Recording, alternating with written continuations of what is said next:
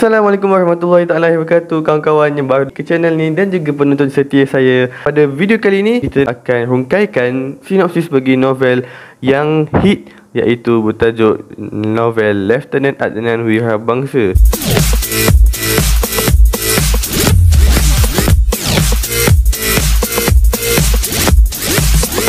Sebelum itu, shout out kepada Abdul Latif bin Talib yang merupakan penulis novel Lieutenant Adnan Wirabangsa. Novel Lieutenant Adnan Wirabangsa berlega-lega sekitar watak utama, iaitu Adnan. Pada peringkat awal penceritaan, novel ini mengisahkan kehidupan Adnan semasa kecil. Beliau dilahirkan di sebuah kampung di Sungai Ramal, Selangor. Rata-rata penduduk kampung itu masih berada dalam kemiskinan. Kehidupan mereka bergantung pada sawah dan kebun getah yang luasnya sekadar cukup makan sahaja. Keadaan ini turut dirasai oleh Pak Saidi dan Pak Milan, iaitu bapa dan ibu Adnan yang membesarkan 3 orang anak, iaitu Adnan, Ahmad dan Amarullah. Adnan merupakan anak sulung kepada Pak Saidi. Sewaktu masih kecil, Adnan merupakan anak yang rajin membantu keluarganya dan taat akan perintah orang tuanya. Walaupun usianya baru mencecah 10 tahun, setiap pagi Adnan akan pergi ke kebun getah untuk membantu orang tuanya menoreh getah. Selain itu, dia mengerjakan sawah bendang. Pak Saidi sebenarnya berketurunan pahlawan. Beliau sengaja merahsiakan keturunannya kerana khuatir diburu oleh pihak penjajah kerana moyangnya merupakan orang buruan Inggeris. Darah kepahlawanan juga mengalir dalam darah dan jiwa Adnan. Semangat patriotik yang dimiliki oleh Pak Saidi juga amat tebal. Pak Saidi amat mengambil berat tentang sejarah tanah air. Beliau senantiasa menekankan perihal pentingnya orang-orang Melayu mengubah kehidupan di negara sendiri. Para penjajah telah mengambil kekayaan negeri ini dan menjadikan kaum pribuminya hidup dalam kemiskinan. Nasib orang-orang Melayu terpinggir dan tidak terbela. Pak Saidi tidak mahu anak-anaknya mewarisi pekerjaannya. Pak Saidi memiliki keazaman yang tinggi terhadap masa depan anak-anaknya. Pengetahuan Pak Saidi tentang sejarah tanah air dikagumi oleh penduduk kampung. Sejak kecil, Pak Saidi tidak mengabaikan tanggungjawab memberikan didikan terbaik kepada anak-anaknya. Pak Saidi mahukan anak-anaknya berbakti kepada agama, bangsa dan tanah air. Pak Saidi sedar bahawa dengan ilmu pengetahuan sahajalah negara akan dapat dibangunkan. Pihak penjajah sememangnya tidak suka orang-orang Melayu menjadi pandai.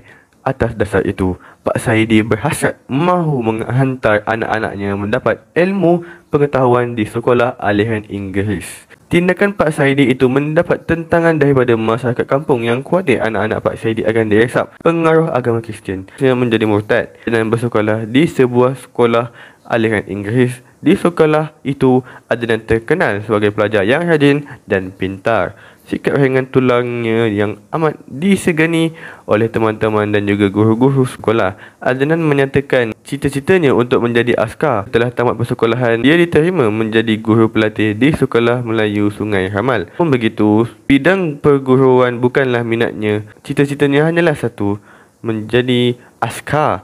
Adnan terpilih menjadi askar dalam temu negara yang diadakan di Port Dickson. Seterusnya, Adnan berkahwin dengan seorang gadis bernama Sofia. Adnan membawa isteri dan anak-anaknya ke Singapura. Namun, Adnan terpaksa menghantar anak-anak dan isterinya pulang ke kampung apabila mendengar berita Jepun akan menyerang Singapura. Pada Sabtu 6 Disember 1941, suatu persidangan telah berlangsung di Manila yang dihadiri pegawai-pegawai tentera laut Amerika Syarikat dan British. Laporan persikan menyatakan bahawa Angkatan Laut Jepun telah berlayar menuju ke Asia.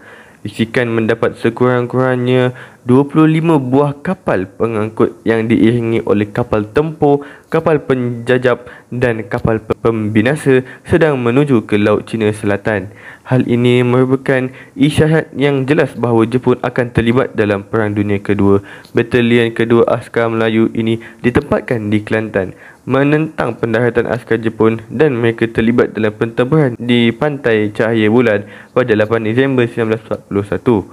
Pada hari pertama askar Jepun mendarat, mereka telah ditentang hebat oleh askar Melayu yang dibantu oleh tentera India British yang berkubu di sepanjang pantai. Pada hari kedua, kapal perang Jepun telah melepaskan tembakan di sepanjang pantai menyebabkan banyak askar terkorban. Askar Melayu terus bertahan dan berjaya menggagalkan pendaratan askar Jepun. Namun begitu, pada hari yang ketiga, askar Melayu yang sedang bertempur diarahkan supaya berundur. Askar Jepun akhirnya berjaya mendarat di Kelantan setelah 3 hari bertempur. Pada mulanya, British begitu yakin akan kekuatan tenteranya untuk menangkis serangan askar Jepun. Sebaik-baik sahaja mendapat laporan bahawa tentera Jepun akan mendarat di Kota Baru, Inggeris telah menghantar askarnya berkubur di sepanjang pantai.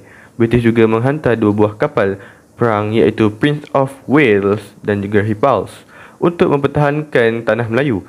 Malangnya, kedua-dua kapal perang itu ditenggelamkan oleh kapal terbang Jepun yang melakukan kamikaze. Bila tenggelamnya 2 kapal perang itu telah mengejutkan British sekaligus melemahkan moral dan semangat askarnya.